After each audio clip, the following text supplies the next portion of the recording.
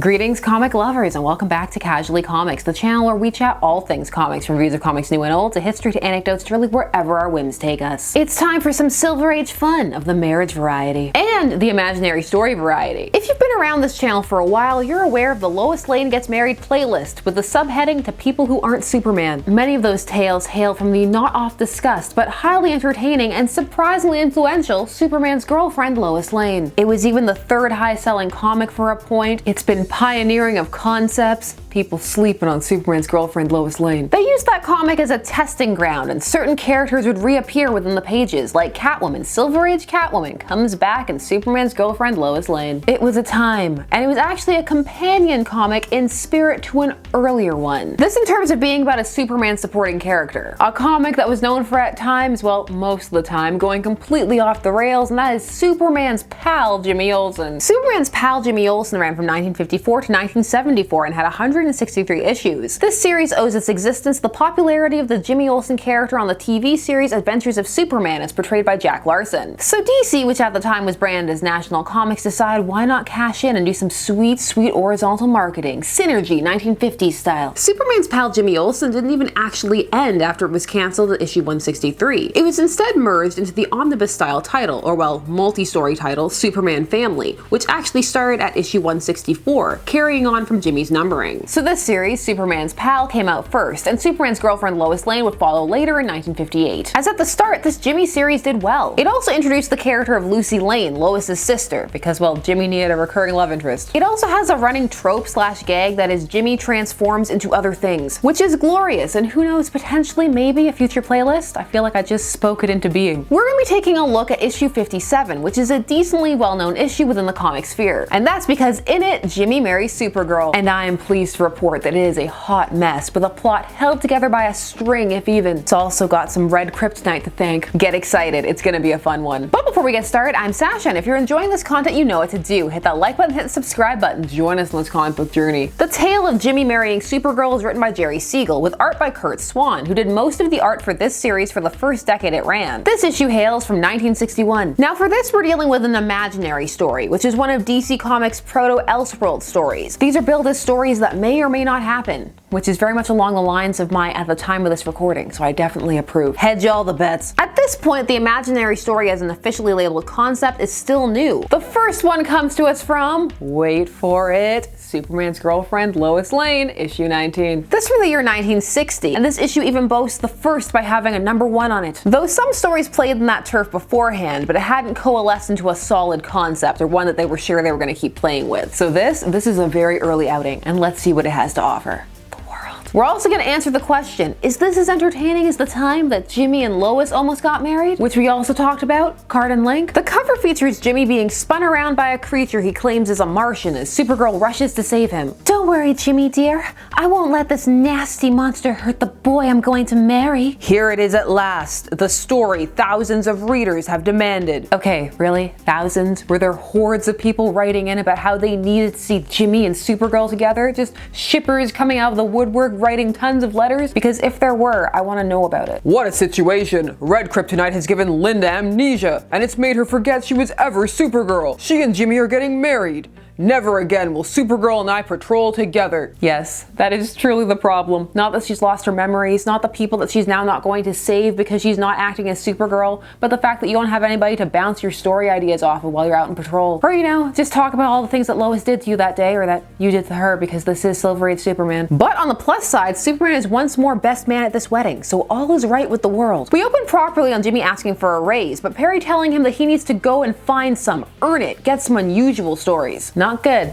Unusual. Note that. Jimmy decides that he's gonna go to the orphanage that he stayed at while he had temporary amnesia. How unusual. But he's gonna write a piece about the orphanage, not the time he had amnesia. I don't know. I don't try to understand Jimmy. He's gonna bring some of his Superman trophies and put on a show for the kids there too. Superman once gave me this Wolfman potion. Like a goof, I swallowed some, and for a time I became a Wolfman whenever the moon came out. Yes, he did. Sowing the seeds for the Jimmy Wolf and Cap Wolf fight that I've been waiting for. Why does Superman keep giving Jimmy things? Jimmy can't be trusted. We all know know this. Magic Totem. Magic Totem Jimmy Olsen. Linda, aka Kara, is at the show because in a piece of contrived plot convenience, this is the orphanage Clark dumped her at when she first appeared on the Earth. She's been adopted since then, but her parents are going away on an important trip, and so they've left her at the orphanage. At this point, canonically, the world isn't aware of Supergirl as of yet, so that's the time period we're playing in for this story. Linda thinks that Jimmy is cute, and so asks for his autograph, but Jimmy decides he's really gonna impress her. He's gonna give away one of those Superman trophy artifacts. See?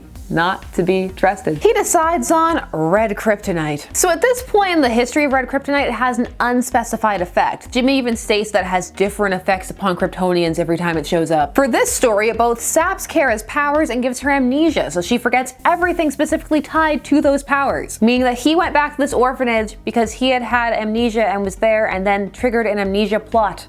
It's amnesiaception. Jimmy asks her on a date to a carnival and she agrees. Goodness, you're absolutely terrific, Jimmy.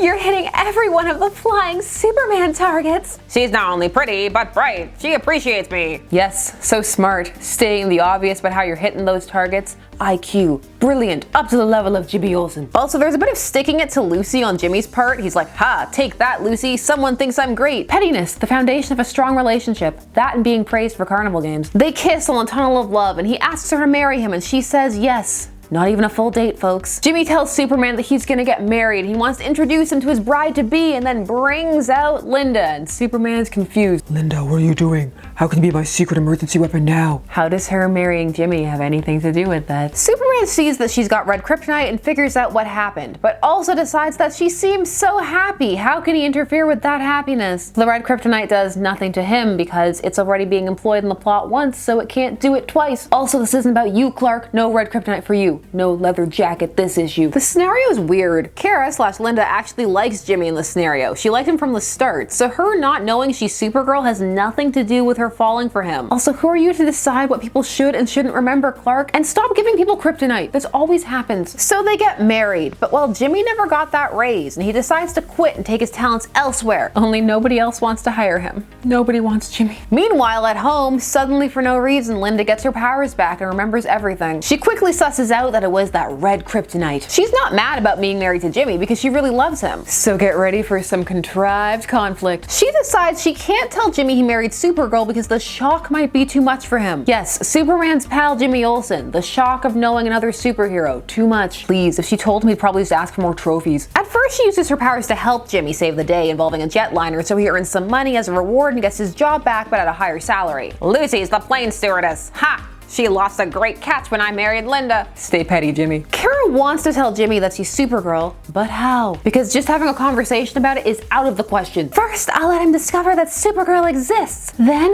I'll try to make him fall in love with her. So your plan is to make him cheat on you with you, because that will be less shocking. I'm learning. Part 2. Poor Supergirl doesn't know I'm already married to Linda Lee. If she finds out, it'll break her heart. Why must I be so irresistible to a woman? Oh no, Jimmy. It's a curse. Now the first part of this makes sense. The idea that he should know that Supergirl exists before she can reveal that she is Supergirl. It's the then make him fall in love with her part that makes it go off the rails. Side note, Kara wears a wig as Linda, which, I mean, wig life.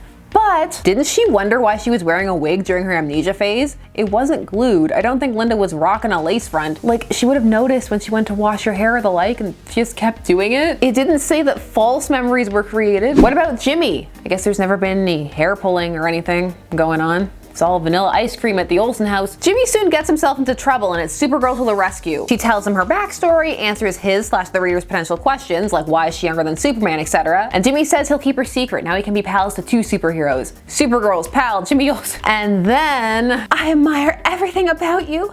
You're smart, cute, and loads of fun. Just the kind of man I'd like for a husband.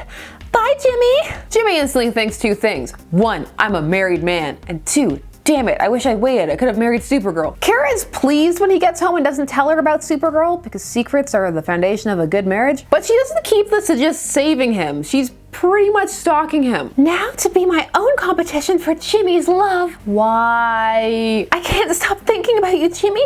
I adore you. Please marry me. He decides he's not going to tell her that he's married because that would break her heart. I mean, I'd be worried about being snapped in two, but yes, heartbreak. So Jimmy begins to have a crisis because he really likes Supergirl but loves Linda. And at this point, he's having an affair with Supergirl because she keeps insisting they go adventuring together. Wait, what's that you say? There aren't enough women hitting on Jimmy Olsen. Well, don't worry, issue 57's got you covered. Jimmy Olsen?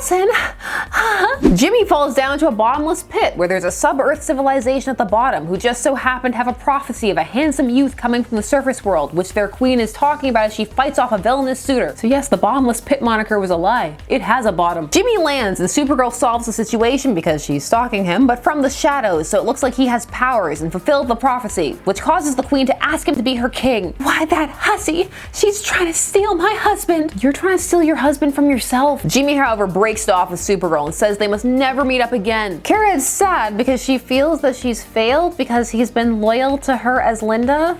I don't know. Jimmy comes home and confesses everything, what's been going on, and also the fact that he's developed feelings for Supergirl and sometimes wishes that he was married to her. He also feels terrible about it. You know who doesn't feel terrible? Kara. She's thrilled and springs the reveal on Jimmy, who faints, which in her mind justifies the whole he was too frail to learn the truth mentality. Yes, for this was so much better. I'm married to Supergirl. Wow, terrific. Terrific. I mean, where to even begin? If there were thousands of fans, shippers, writing in, desperate to see Jimmy and Supergirl, I don't know if this is what they wanted. The story is baffling. The logic. What logic? Logic where? It's bizarre and the conflict is completely fabricated and farcical because they both love each other, so the memory loss is moot. And there's no need for any of the subterfuge about making Jimmy fall in love with her alternate self, but also still love her, and just why? Why? It felt very much like, oh, we need to pair Jimmy and Supergirl, quick, somebody come up with a conflict. This story could actually have been really cool. We had multiple potential angles. I mean, a lot of them probably wouldn't have flown at the time or mightn't have made it past the code, but I'm gonna tell you some of them anyway. We could have had with Jimmy having to deal with having Supergirl as a wife and feeling resentful, especially as he can't get a raise and he has to deal with her being the reason he's getting scoops. We could have Supergirl having to balance being Superman's secret weapon and the fact that Jimmy is her Lois, you know, falling into bottomless pits and the like. Or heck, just have adventures like how Jimmy has adventures with Superman all the time, the very premise of this book. That would be fun. It could be wacky shenanigans, lighthearted. This issue went for the happy ending anyway. It didn't have to be angst and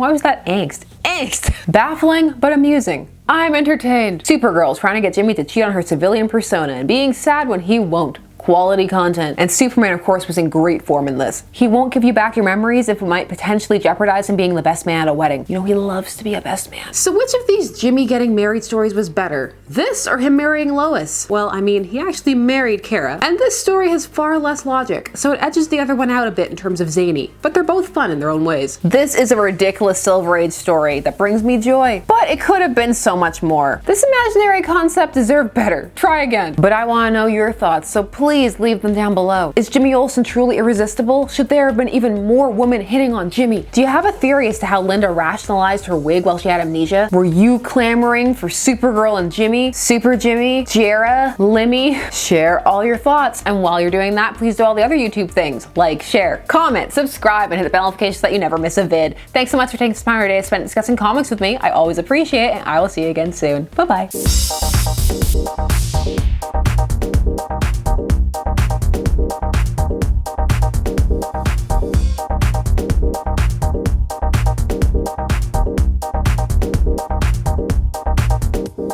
You